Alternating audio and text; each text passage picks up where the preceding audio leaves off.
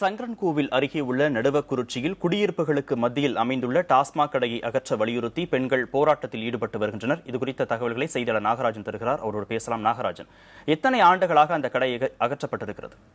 அந்த கடை இந்த சம்பவத்தில் இருக்கிறது? கண்டிப்பாக இந்த கடை என்பது கார்த்திகேயன் குறிப்பாக சொல்லணும்னா, கடை எப்பொழுதுமே அதாவது இந்த மாதிரியான டாஸ்மாக் கடைகள் பெரும்பாலும் இயங்குவது என்பது புறநகர் பகுதியிலும் அதாவது சாலையோர கடைகளிலும் தான் இயங்கும். ஆனால் இந்த பகுதியை பொறுத்த வரைக்கும் அந்த ஊரின் குடியிருப்புகள் அருகிலே இயங்குவதால் தான் இந்த மிகப்பெரிய பிரச்சனை ஏற்பட்டுள்ளதாக அந்த மக்கள் கூறுகின்றனர். தொடர்ந்து இந்த கடையை அதாவது இந்த இடமாற்றம் செய்ய கோரி தொடர்ந்து வலியுறுத்தி வருவதாக கூறுகின்றனர். இதற்காக பல்வேறு கட்ட போராட்டங்கள் நடத்தியுள்ளனர்.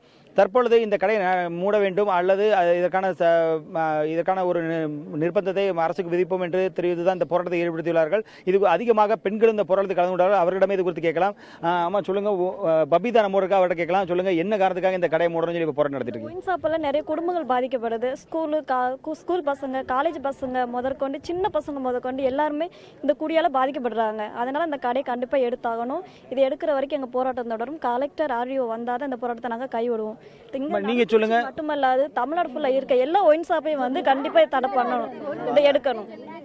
அப்புறம் நடுவே முருகன் நம்மோட இருக்கா, அவர்கிட்ட கேட்கலாம். சார் சொல்லுங்க, எத்தனை வருஷமா இந்த கடை எங்கிட்டு இருக்கு? இந்த கடைக்காக எத்தனை போராட்டம் நடத்திருக்கீங்க? சார், இந்த கடை வந்து கிட்டத்தட்ட டாஸ்மார்க் தனியாக அரசு எடுத்ததுலேருந்து இந்த கடை இயங்குது. இந்த இடத்துல இயங்குது. இந்த கடை வந்து மேற்கு ஒரு இடத்துல இயங்குது. இப்போ இங்கே வந்து ஒரு 4 மாத காலமாக ஆகிவிட்டு இந்த கடை வந்து இந்த கடை நடுவுக்குறிச்சி இங்கே வந்ததுக்கு அப்புறம் 3 பேர் உள்ள குத்தப்பட்டிருக்கின்றார்கள். சேந்தமரத்தில் எவ்வாறு நடைபெற்றிருக்கின்றது. ஒருத்தர் ஐக்ரோனில் உயிருக்கு போராடி கொண்டிருக்கின்றார். ஒருவர் சிறையில் இருக்கின்ற அந்த கடையில் பிரச்சனை. இந்த கடை வந்து மொத்தத்திலேயே மாணவர்களை, பள்ளி மாணவர்களை, நடுவுக்குறிச்சியில் பார்த்தீங்கன்னா குடிக்கிறதுக்கு முன்னாடி வந்து மொத்தமே 30% பேர் தான் குடிப்பாங்க. பெரிய மனிதன் மட்டும் தான் குடிப்பான்.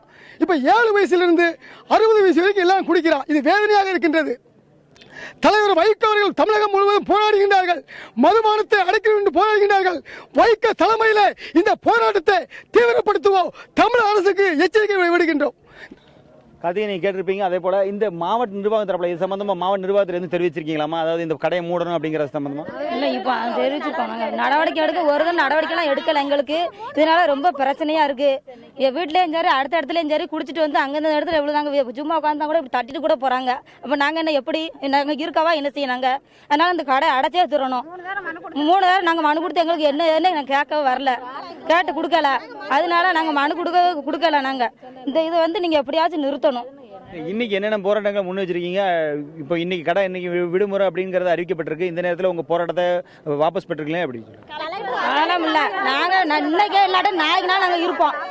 இருந்து நாங்க எங்களுக்கு நுப்பாட்டணும். இருக்கத்தான் செய்வோம். நாங்க எங்களை அடிச்சாலும் சரி, கொண்டாலும் சரி, இங்கன்னா நாங்க இருப்போம். நாங்க வேளாண் தான் இருப்போம். நாங்க டெய்லி. ஆமா.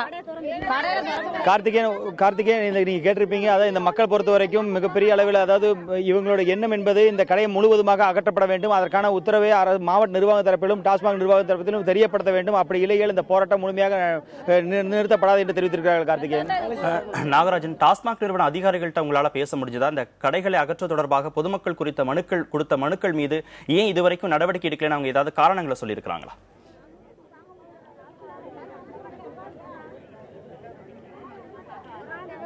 கண்டிப்பாக கார்த்திகேயன், இது குறித்து நம்ம டாஸ்மாக் மேலாளர் கார்த்திகேயனிடம் கேட்ட பொழுது அவர் என்ன கூறியது என்னன்னா, சிவசங்கரிடம் கேட்டது பொழுது அவர் கூறியது இது சம்பந்தமாக அதாவது இந்த போராட்டம் நடத்துவது இதற்கு எதிரானது, அரசுக்கு எதிரானது, இது கொள்கை ரீதியானது. எனவே இந்த நிலையில் இந்த பகுதியில் அதாவது நடுவக்குறிச்சி பகுதியில் உள்ள கடையில் இந்த டாஸ்மாக் கடையின் மீது போராட்டம் நடத்துவதால் இந்த கடை தற்பொழுது மாவட்ட நிர்வாகத்தின் வேண்டுகோளுக்கு இன்று விடுப்பு அளித்துள்ளோம். எனவே நாளை இந்த கடை வழக்கம் போல இயங்கும் என்று தெரிவித்துள்ளார். அதே போல கலிங்கப்பட்டியில் நேற்று இதே போல ஒரு சம்பவம் நடந்தது. எனவே அந்த கலிங்கப்பட்டியில் உள்ள டாஸ்மாக் கடையும் அடித்து நொறுக்கப்பட்ட நிலையில் அந்த கடையும் தற்பொழுது இன்று விடுமுறை அளிக்கப்பட்டுள்ளதாக டாஸ்மாக் நிர்வாகம் தரப்பில் தெரிவிக்கப்பட்டுள்ளது.